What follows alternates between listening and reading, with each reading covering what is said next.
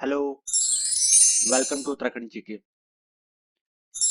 मैं नवीन आपका स्वागत करता हूं परीक्षा वाणी एमसीक्यू सीरीज की 9वीं क्लास में।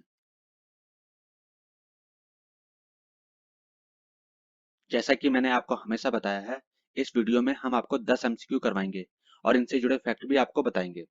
एक नजर उत्तराखंड के कॉमन सिलेबस पर डालते हैं, जिसमें 40 नंबर उत्तराखंड के सामान्य अध्ययन से आएंगे और 40 नंबर भारत के ज्योग्राफी, इतिहास, भूगोल इन सब से आएगा। इसके अलावा 20 नंबर हिंदी से आएंगे, तो इस तरह हमारे कुल 100 नंबर हो जाते हैं। इस सिलेबस को कवर करने के लिए मैंने कई प्लेटफॉर्म तैयार किए हैं, जैसे इंस्टाग्राम, यूट्यूब और टेलीग्राम। तो एक बार आप इस पे नजर डाल दीजिए। तो चलो शुरू करते हैं। पहला प्रश्न, कुमाऊं का सबसे बड़ा ताल कौन सा है? उत्तराखंड के दो मंडल है, गढ़वाल मंडल, कुमाऊं मंडल। तो हम बात कर रहे हैं कुमाऊं मंडल की। तो कुमाऊं मंडल का या कुमाऊं का सबसे बड़ा ताल कौन सा है? भीमताल। सही आंसर होगा ऑप्शन ए, भीमताल। जो कुमाऊं मंडल है, यहाँ की सबसे गहरी झील कौन सी है? नौ कुचिया ताल। इसको नौ कुचिया ताल इसलिए कहते हैं क्योंकि इसमें 9 कोने हैं। चंपावत में एक झील है श्याम ताल। किसी किसी बुक में आपको शायद श्यामला ताल भी लिखा मिलेगा, तो दोनों एक ही है। इस झील के किनारे या फिर इस ताल के किनारे स्वामी विवेकानंद आश्रम स्थित है। प्रश्न 2, नेहरू पर्वतारोहण संस्थान की स्थापना कब हुई थी? पंडित जवाहरलाल नेहरू भारत के प्रथम प्रधानमंत्री थे। इन्हीं के नाम पर इस पर्वतारोहण संस्थान को नाम दिया गया। तो इसकी स्थापना हुई थी 1965 में। कहाँ हुई थी? उत्तरकाशी जिले में। उत्तराखंड के उत्तरकाशी जिले में। जो उत्तराखंड का उत्तरकाशी जिला है, ये उत्तराखंड का सबसे उत्तरी जिला है। इसकी सीमा उत्तर में चीन देश के साथ लगती है और पश्चिम में हिमाचल प्रदेश के साथ लगती है। जो उत्तराखंड का सबसे बड़ा ग्लेशियर है, गंगोत्री ग्लेशियर, गंगोत्री हिमनद, ये भी उत्तरकाशी जिले में ही स्थित है। उत्तरकाशी का जो पुराना नाम है वो बाड़ाहाट है और सौम्यकाशी भी उत्तरकाशी को कहते हैं। 24 फरवरी 1960 को टिहरी जिले से अलग करके एक उत्तरकाशी जिला बनाया गया, एक नया जिला उत्तरकाशी बनाया गया। तो जो गंगोत्री हिमनद है वो उत्तरकाशी में है और यहाँ से गंगा नदी निकलती है, भागीरथी के नाम से निकलती है। और देवप्रयाग में इसको गंगा नाम दिया जाता है जब भागीरथी और अलकनंदा आपस में मिल जाती है। भाई गंगोत्री हिमनद तो है ही, इसके अलावा यमुनोत्री हिमनद भी उत्तरकाशी जिले में है और गंगोत्री और यमुनोत्री दोनों धाम उत्तरकाशी जिले में ही स्थित है। प्रश्न 3 पर आते हैं। किस वर्ष भारतीय सर्वेक्षण विभाग, सर्वे ऑफ इंडिया, का मुख्यालय बंगाल से देहरादून स्थानांतरित किया गया? जो सर्वे ऑफ इंडिया है, भारतीय सर्वेक्षण विभाग है, ये देहरादून में स्थित है। तो इसको स्थानांतरित किया गया 1942 में। जो देहरादून है, ये उत्तराखंड का सबसे पश्चिमी जिला है।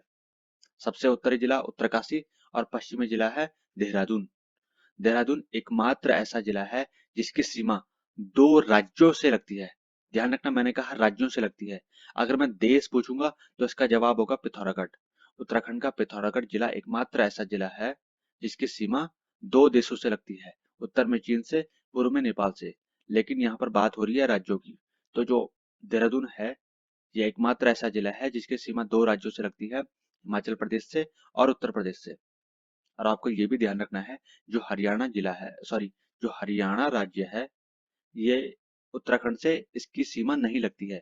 अगर आप कभी उत्तराखंड का मैप देखोगे तो आपको लगेगा कि हरियाणा की सीमा उत्तराखंड से लगती है, लेकिन नहीं लगती है, आपको याद रखना है। जो देहरादून है, ये दो नामों से मिलकर बना है। देहरा, देहरा यानी डेरा, शिविर, भाई जहाँ पे कोई रुकता है, डेरा उसे कहते हैं। और दून, दून घाटी होती है। तो देहरादून देहरा और दून घाटी से मिलकर बना है। यहाँ पर आचार्य द्रोण ने तपस्या की थी। तो देहरादून का एक नाम द्रोण नगरी भी है और देहरादून का एक प्राचीन नाम है पृथ्वीपुर।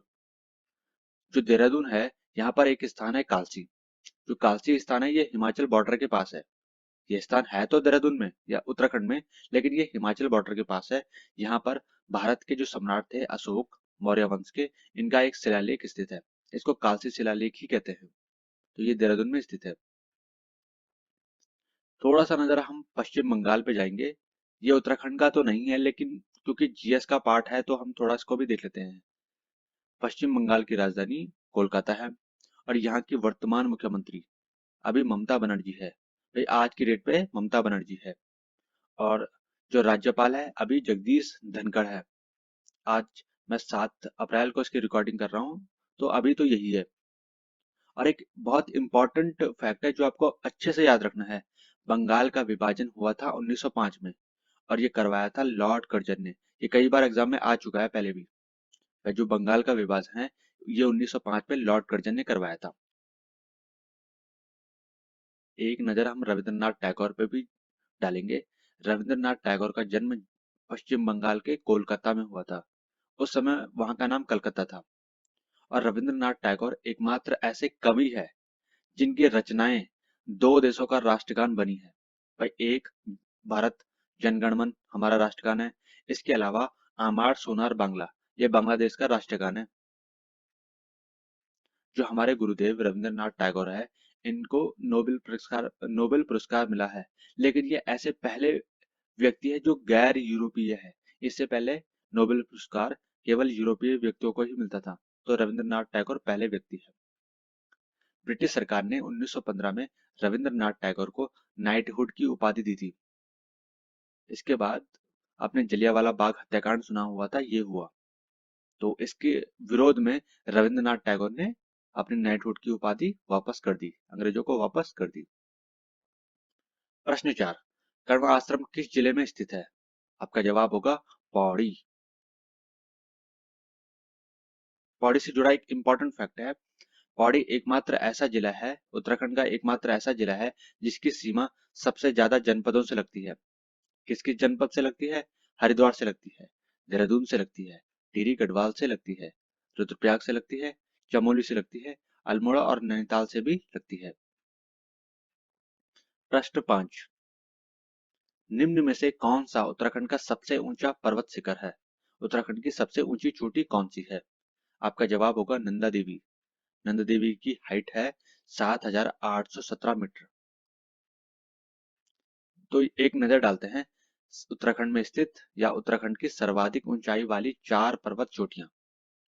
पहली है नंदा देवी, दूसरा कामेत, तीसरी नंदा देवी पूर्वी, चौथा माणा। नंदा देवी की ऊंचाई है 7,817 मीटर, कामेत की ऊंचाई 7,756 मीटर, नंदा देवी पूर्वी की ऊंचाई 7,434 मीटर और माणा की ऊंचाई 7,272 मीटर। एक चीज ध्यान रखना, जो मेन नंदा देवी है उसको पश्चिमी नंदा देवी कहते हैं, और यही सबसे ऊंची चोटी है उत्तराखंड की। और जो नंदा देवी पूर्वी है इसकी ऊंचाई 7,434 मीटर है, और इसको सुनंदा भी कहते हैं। आप एक काम करना, इनको नोट्स तो आप बनाओगे, लेकिन साथ में इसको जो चारों चोटियां हैं इनके नाम एक पेज में बड़ा बड़ा करके उतार देना, और जहां पर आपका घर का शीशा है उसके बगल में चिपका देना। तो जितनी बार जाओगे शीशे में अपनी शक्ल देखने, उतनी बार इनको रट लेना। कुछ चीजें आपको रटनी ही होगी। अब 7,817 मीटर आप समझ तो सकते नहीं, इसको रटना तो होगा ही। अब स्केल लेके तो आप नंदा देवी चोटी को नापने तो नहीं जाओगे ना, तो इसको रट लो। एक पेज में लिख के शीशे के बगल में चिपका दो। 10 बार शक्ल देखने जाओगे तो 10 बार इसको रट लेना। चलो आगे बढ़ते हैं। प्रश्न 6, निम्न में से उत्तराखंड के कौन से जिले पूर्णतः आंतरिक सीमा वाले हैं? ध्यान रखना, आंतरिक सीमा वाले। आंतरिक जिले उन्हें कहते हैं जिनकी सीमा किसी भी राज्य से नहीं लगती है और किसी भी देश से नहीं लगती है, केवल अपने ही जनपदों से लगती है। तो ऑप्शन ए देखते हैं, टिहरी और रुद्रप्रयाग, ये दोनों आंतरिक जिले हैं। ऑप्शन बी, रुद्रप्रयाग और बागेश्वर, ये भी आंतरिक जिले हैं। ऑप्शन सी, बागेश्वर और अल्मोड़ा, ये भी आंतरिक जिले हैं। तो सही जवाब होगा ऑप्शन डी, उपयुक्त सभी। एक बार हम मैप में नजर डालते हैं। भाई आंतरिक वे जनपद जिनकी सीमा किसी भी देश या राज्य से नहीं लगती, आंतरिक जिले कहलाते हैं। उत्तराखंड के दो मंडल है, गढ़वाल मंडल और कुमाऊं मंडल। तो जो गढ़वाल मंडल है उसमें भी 2 जिले हैं, ये दोनों जिले आंतरिक जिले हैं। सॉरी, जो गढ़वाल मंडल है इसके 2 जिले टिहरी गढ़वाल और रुद्रप्रयाग, ये दोनों आंतरिक जिले हैं। और कुमाऊं मंडल के जो 2 जिले बागेश्वर और अल्मोड़ा है, ये भी आंतरिक जिले हैं। प्रश्न 7, कार्तिकेयपुर राजवंश की राजभाषा क्या थी? आपका जवाब होगा संस्कृत। कार्तिकेयपुर राजवंश की राजभाषा थी संस्कृत। जो आदि गुरु शंकराचार्य थे, ये कार्तिकेयपुर शासकों के शासनकाल में ही उत्तराखंड आए थे। और केदारनाथ जो स्थान है, केदारनाथ जो धाम है, यहाँ पर ही आदिगुरु शंकराचार्य ने अपने शरीर का त्याग किया था। प्रश्न 8, राज्य के चारों धामों में सर्वाधिक ऊंचाई पर स्थित धाम कौन सा है? तो ध्यान रखना, उत्तराखंड के 4 धाम है, जिनको हम छोटे 4 धाम भी कहते हैं, बद्रीनाथ, केदारनाथ, गंगोत्री, यमुनोत्री। तो इन 4 धामों में सबसे ऊंचाई पर स्थित धाम कौन सा है? आपका जवाब होगा ऑप्शन बी, केदारनाथ। तो देखो आप, जो सबसे ऊंचाई पर स्थित है वो है केदारनाथ, उससे कम यमुनोत्री, उससे भी कम बद्रीनाथ और सबसे कम गंगोत्री। और आप इनको भी रट लेना। वैसे अगर आप उत्तराखंड पीसीएस या उसके बराबर के किसी एग्जाम की तैयारी कर रहे हो, तो मुझे नहीं लगता कि आपको इनकी ऊंचाई याद करनी चाहिए। 90% चांस है कि नहीं आएगा। हाँ, अगर आप वनडे एग्जाम की तैयारी कर रहे हो तो आयोग का भरोसा कुछ नहीं है। उसने पिछले किसी एग्जाम में कब्र से क्वेश्चन पूछ लिया था, तो ये तो फिर भी नॉर्मल क्वेश्चन है। तो आगे बढ़ते हैं। प्रश्न 9, उत्तराखंड राज्य में राज्यसभा की, ध्यान रखना मैं राज्यसभा की पूछ रहा हूँ, राज्यसभा की कितनी सीटें हैं? उत्तराखंड राज्य में राज्यसभा की कितनी सीटें हैं? ऑप्शन सी 3, 3 सीटें राज्यसभा की हैं। और लोकसभा की कितनी सीटें हैं? 5। विधानसभा की 70। भाई उत्तराखंड में 13 जिले हैं, जिनमें विधानसभा की 70 सीटें हैं, लोकसभा की 5 सीटें हैं, राज्यसभा की 3 सीटें हैं। जो हमारी विधानसभा की 70 सीटें हैं, इनमें 15 सीटें आरक्षित की गई है। किनके लिए? भाई 13 सीटें अनुसूचित जाति के लिए यानी एससी के लिए आरक्षित की गई है, और जो 2 सीटें हैं वो एसटी अनुसूचित जनजाति के लिए आरक्षित की गई है। जो हमारा हरिद्वार जिला है, यहाँ पर सर्वाधिक विधानसभा सीटें हैं, कुल 11 सीटें हैं, और सबसे कम विधानसभा सीटें बागेश्वर, रुद्रप्रयाग और चंपावत, इनमें है। दो सीटें, दो विधानसभा की सीटें इन तीनों जिलों में है। प्रश्न 10, निम्न में से किस जिले का अधिकतम भाग गंगा के मैदान में आता है? गंगा का मैदान यानी यहाँ पर बात हो रही है उत्तराखंड के भौगोलिक स्थिति के बारे में। भाई जो उत्तराखंड है, इसको भौगोलिक रूप से 8 भागों में बांटा गया है, जिनमें 8वां जो भाग है वो है गंगा का मैदान।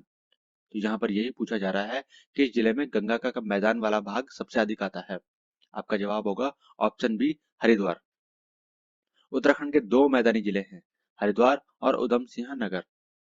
चीनी यात्री हेनसांग सन 634 में हरिद्वार आया था। उसने हरिद्वार को एक नया नाम दिया, मतलब अपनी बुक में क्या कहा था उसने? मो यू लो। और गंगा को उसने महाभद्रा कहा था। अकबर के एक सेनापति थे मानसिंह, इन्होंने हरिद्वार में हर की पैड़ी का जीर्णोद्धार कराया था। एक प्रश्न मैं आपको होमवर्क के लिए दे रहा हूँ। निम्न में से कौन सा जिला उत्तर प्रदेश की सीमा को स्पर्श नहीं करता है? भाई जो करता है उसका नहीं, जो नहीं करता है वो बताना है। आपके और 4 ऑप्शन है। Option A Pauri, B Nainital, C Udham Singh Nagar, D Almora. तो इन चारों में से ऐसा कौन सा जिला है जिसकी सीमा उत्तर प्रदेश से नहीं लगती है? आपको वो बताना है। तो यूट्यूब में कमेंट सेक्शन में आप अपना आंसर लिखो। धन्यवाद। और जैसा कि मैं हमेशा कहता हूं कि हमारा प्रयास रहेगा कि इसी तरह मैं आपको टोटल 100 वीडियो प्रोवाइड कराऊं, और इन 100 वीडियो में आपको 10,000 प्रश्न कवर कराए जाएंगे।